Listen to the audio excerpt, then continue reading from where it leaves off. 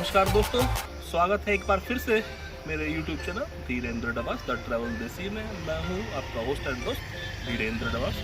जैसा कि कल के वीडियो में आपने देखा, हम जागेश्वर में थे और जागेश्वर से हम सीधे आए रानीखेत में। तो रानीखेत बेसिकली एक कैंट एरिया है मिलिट्री का, आप ये सभी जानते हैं, लेकिन यहाँ घूमने का भी बहुत कुछ है। तो यदि आपने अब तक रानीखेत नहीं देखा तो मेरे साथ चलिए, मैं आपको दिखाता हूँ कि रानीखेत में क्या क्या देखने का है और यहाँ होटल्स जो है कितने महंगे हैं और आप यहाँ आकर कितने दिन के लिए एंजॉय कर सकते हैं।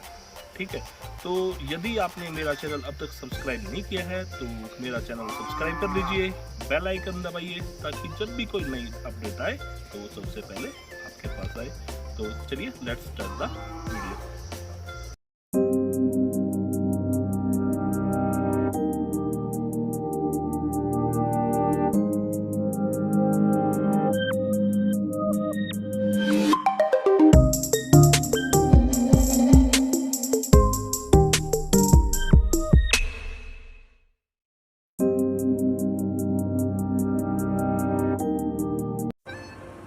तो चलिए दोस्तों, आज हम निकल पड़े हैं रानीखेत के लिए। पिछले वीडियो में हमने अल्मोड़ा और जागेश्वर धाम को जो है एक्सप्लोर किया। आशा करता हूं कि आपको पिछला वीडियो पसंद आया होगा।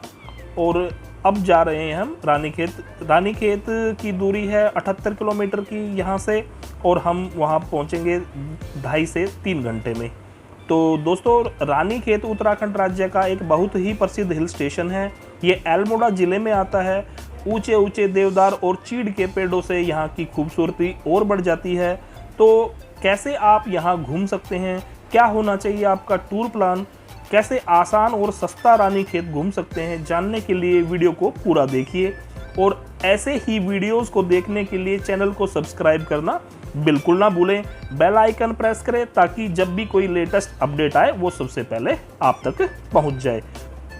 वीडियो पसंद आए तो वीडियो को लाइक और कमेंट जरूर करिएगा ताकि इससे हमारा मोटिवेशन बढ़ता रहे और हम आपके लिए ऐसी इन्फॉर्मेटिव वीडियोस बनाते रहे। तो चलिए घूमते हैं रानीखेत। तो दोस्तों, हम रानीखेत पहुंच चुके हैं और पहुंचने पर सबसे पहले हम होटल लेंगे। और हमने होटल का चयन किया रानीखेत सिटी से 3.5 किलोमीटर आगे झूला देवी जो मंदिर है उसके रास्ते में मेघदूत नाम से ये होटल है। ये देखिए, हम अपने होटल पहुंच चुके हैं। ये है यहाँ का कमरा। और हमें ये होटल, जैसा कि पिछले वीडियोस में भी मैंने आपको बताया, बड़ा ही साफ़ सुथरा और हाइजीन था। और ये देखिए, इसमें ये 2 कमरे थे, बाहर ये आपका और ये अंदर बेडरूम और अंदर साफ़ सुथरा आपका टॉयलेट। तो ये 2 कमरे हमें 2000 रुपये में मिले। तो ये इस होटल का जो ये प्राइस है, ये सीजन के हिसाब से थोड़ा सा अप एंड डाउन हो सकता है, तो प्लीज़ डोंट माइंड। और ये बड़ा ही साफ़ सुथरा होटल था, ये देखिए। और हमने यहाँ पे अपना लंच लिया। इसी होटल के नीचे ये रेस्टोरेंट है इसी का, मेघदूत का ही, और खाना काफ़ी स्वादिष्ट था और जो इसके रेट्स थे वो भी रीज़नेबल थे। तो चलिए चलते हैं आगे। ये है मेरे होटल से बाहर का नज़ारा और बेहद खूबसूरत। और ये रास्ता जो दिखाई दे रहा है ये जाता है आगे झूला देवी की तरफ और ये जा रहा है कैंट एरिया में। आप जैसा कि आप सभी जानते हैं कि रानीखेत ऑलमोस्ट कैंट एरिया है। यहाँ छावनी है, कमाऊ रेजिमेंट का यहाँ पे मुख्यालय है। तो मैं अभी आपको लेके चल रहा हूँ रानीखेत सिटी की जो मार्केट है उसमें। और ये नीचे है रानीखेत सिटी की मार्केट। तो जब तक आप मार्केट घूमते हैं, ये छोटा सा बाज़ार है यहाँ का और यहाँ पर 1 वे ट्रैफिक है, तो आप भी इसका ख्याल रखें। इस मार्केट में भी 1-2 होटल हैं जो आपको 1000 रुपये से 1500 रुपये तक आसानी से मिल जाएंगे, लेकिन ये भीड़ भाड़ का इलाका है। तो कृपया आप भी ये ध्यान रखें कि इस भीड़ भाड़ के इलाके में ना लें और इसके आसपास जो 2-3 किलोमीटर आगे पीछे आप अपना होटल का चयन करें। तो चलिए अब बात करते हैं कि रानीखेत पहुंचा कैसे जाए। तो तो आप Ranikhet by air, by road, अपनी टैक्सी से, बस से, ट्रेन से, तीनों माध्यमों से यहाँ पहुँच सकते हैं। तो सबसे पहले चर्चा करते हैं कि यदि आप दिल्ली से आते हैं तो यहाँ दिल्ली से जो रानीखेत का जो डिस्टेंस है 376 किलोमीटर का है और इस यहाँ पर पहुँचने में आपको 8.5 से 10 घंटे के बीच में लग जाएंगे। तो आप यहाँ यदि बाई एयर आते हैं तो यहाँ का नियरेस्ट एयरपोर्ट पंतनगर का है।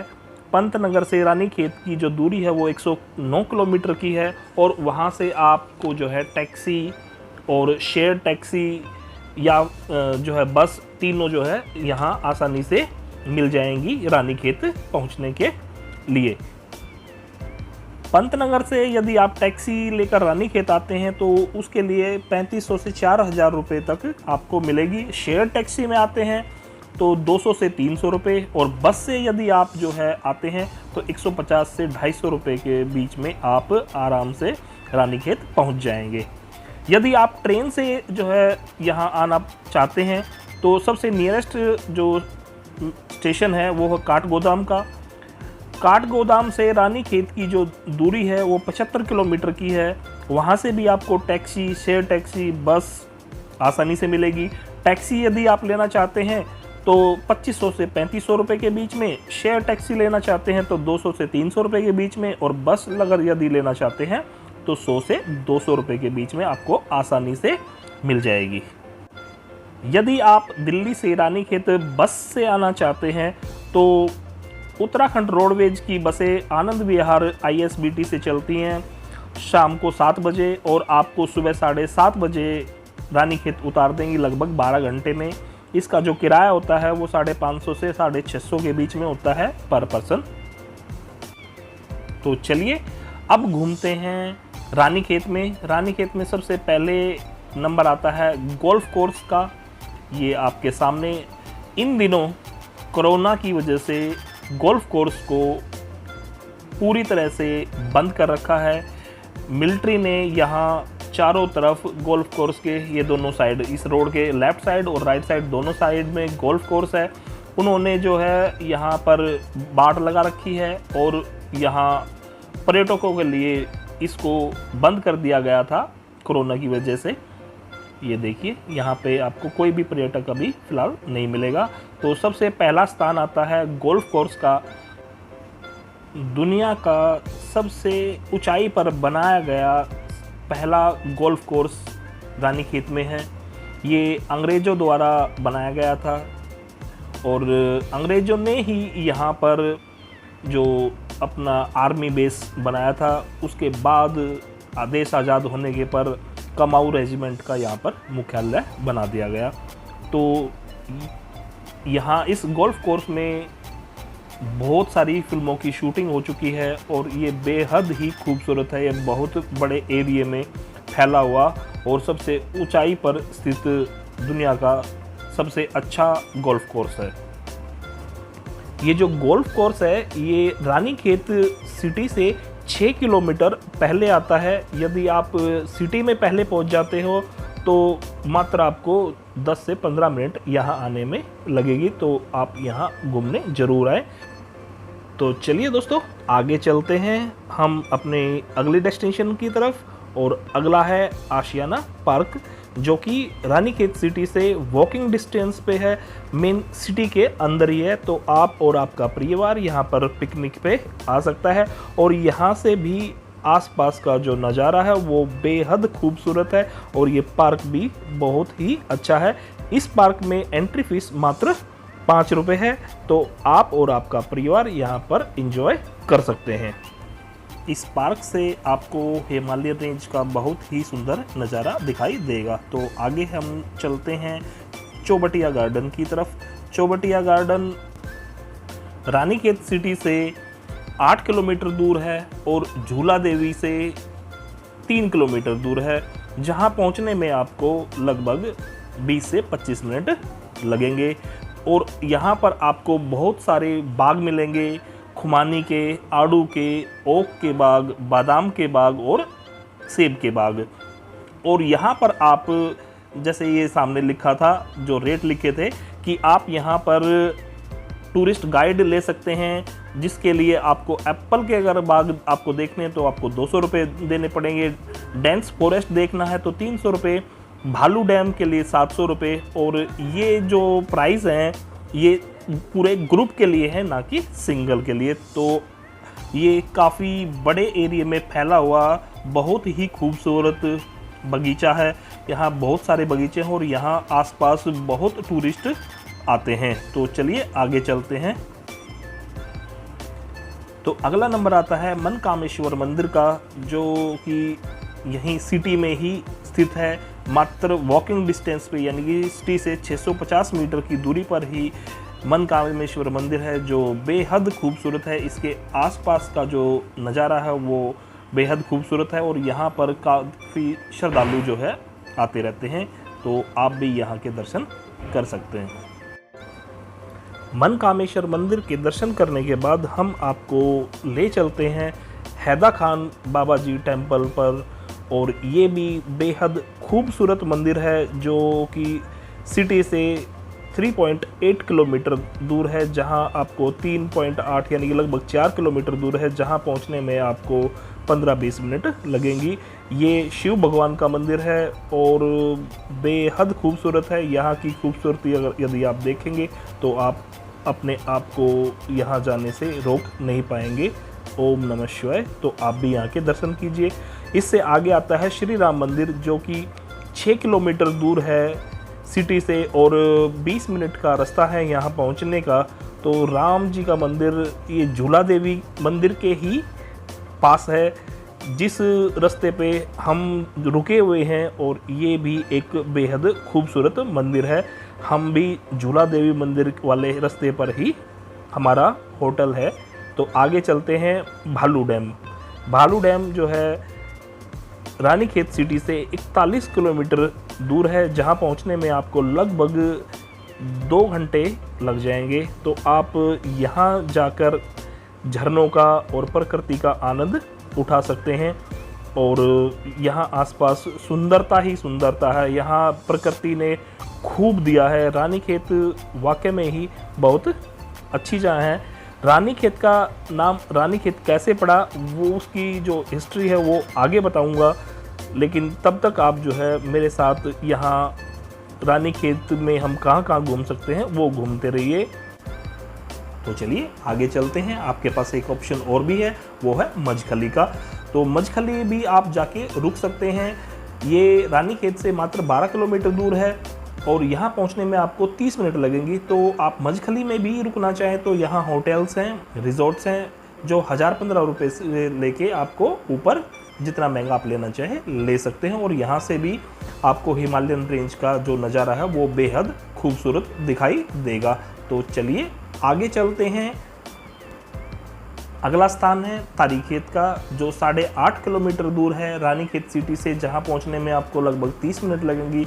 ये छोटा सा गांव है, बेहद खूबसूरत है। आपको तारीखेत ज़रूर पसंद आएगा। यहाँ के जो सीढ़ीदार खेत हैं ये देखिए, और यहाँ का जो वातावरण है, जो प्रकृति ने इसको दिया है, तो आपको ये भी जगह देखनी चाहिए। तो आप तारीखेत जाना चाहें तो आप जा सकते हैं। ये देखिए बेहद खूबसूरत। तो चलिए आगे चलते हैं। द्वारहट। द्वारहट रानीखेत सिटी से 34 किलोमीटर की दूरी पे है और आपको यहाँ पहुँचने में लगभग 1.25 घंटा लग जाएगा। तो यहाँ के जो आसपास का जो वातावरण है वो बेहद खूबसूरत है। प्रकृति ने यहाँ भी प्रचुर मात्रा में जो है इनको दिया है। और द्वारहट में एक मंदिरों का समूह है जो आपने पीछे देखा। और आगे चलते हैं हम सनसेट पॉइंट की तरफ, जो कि मात्र दूर है 2.7 किलोमीटर रानीखेत सिटी से, जहां पहुंचने में आपको मात्र 15 मिनट लगेंगी। तो यहां से भी आप रानीखेत का जो नज़ारा है वो बेहद खूबसूरत है शाम के वक्त का। तो यहाँ भी आप ज़रूर जाएं और अपने टूर का आनंद लें।